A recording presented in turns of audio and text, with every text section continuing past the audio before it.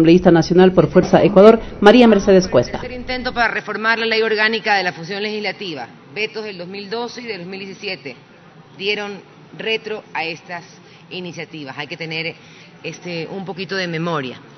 El artículo 120 de la Constitución de la República del Ecuador determina las atribuciones y deberes de la Asamblea Nacional. Este texto nos permite entender el rol de los legisladores en los ámbitos justamente de control político, fiscalización y resolver y pronunciarse en crisis política nacional, participar también en reformas constitucionales, entre otras importantes funciones.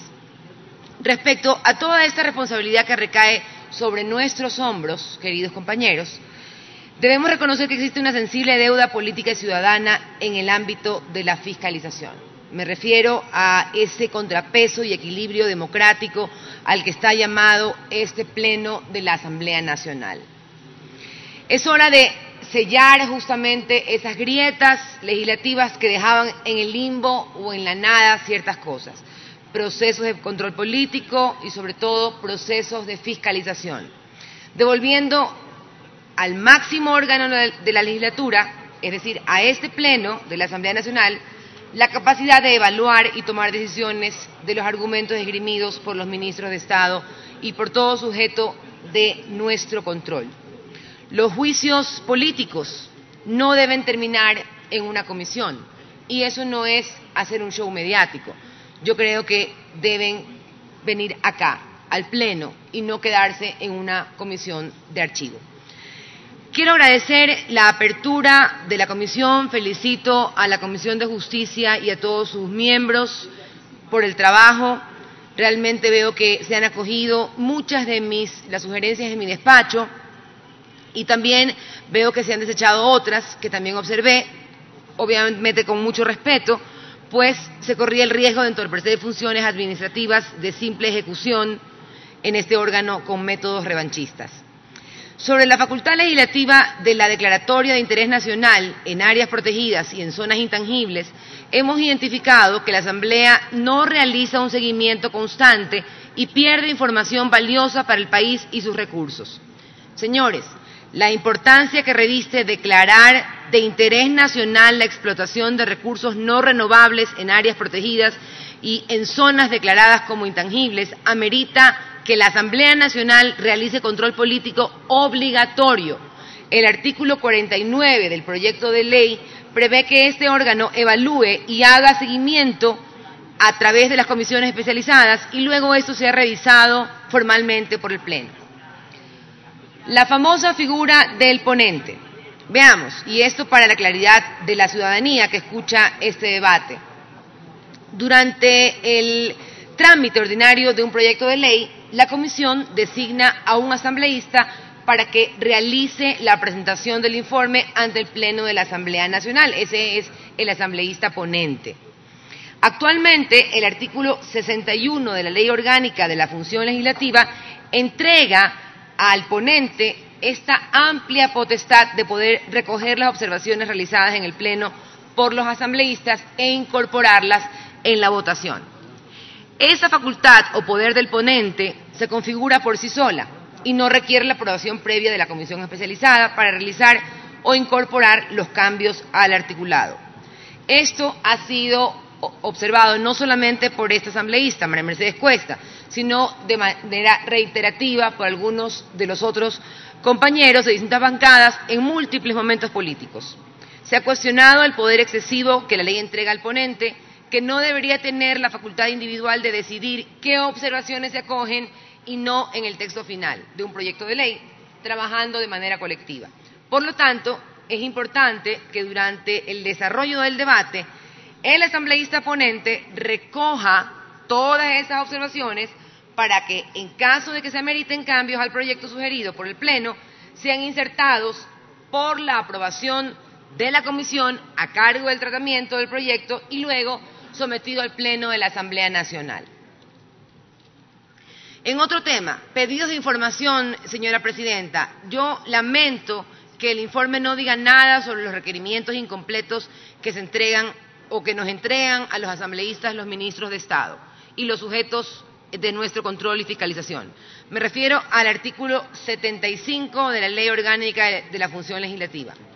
La dinámica justamente nos dice, o la dinámica práctica nos muestra que son reiteradas las ocasiones, y eso lo digo por experiencia, que los legisladores tenemos que enviar un nuevo pedido de información, una insistencia para que lo que fue solicitado se complete. Y nuevamente tenemos que esperar 15 días para que nos llegue otra información, es decir, nos llega como por puchos.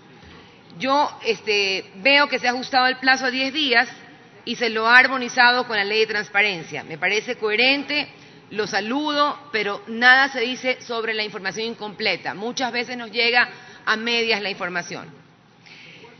Voy al siguiente, el artículo 78 de la LOF, que prevé las reglas para el enjuiciamiento político de un funcionario público.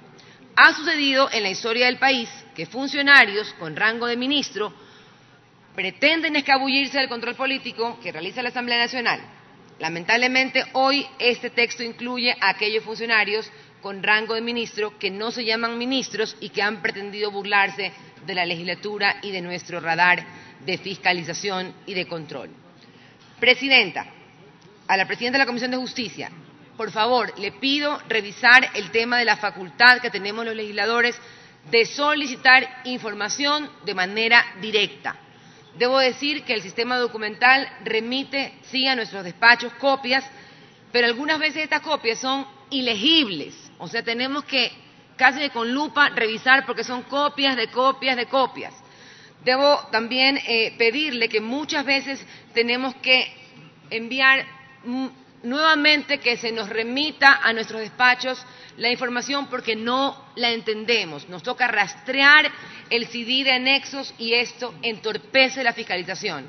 Esto en el marco del artículo 110. Se ha concentrado esta facultad en una instancia administrativa de la Asamblea Nacional y esto aún cuando entiendo se supone un esfuerzo de trabajo implica un impedimento real para el ejercicio de la función de fiscalización de los asambleístas. Un requerimiento justamente de información puede tomar, lamentablemente, Presidenta, hasta 3 meses. Esa es la realidad. A mi despacho pedir información se demora hasta 3 meses. Eso pasa.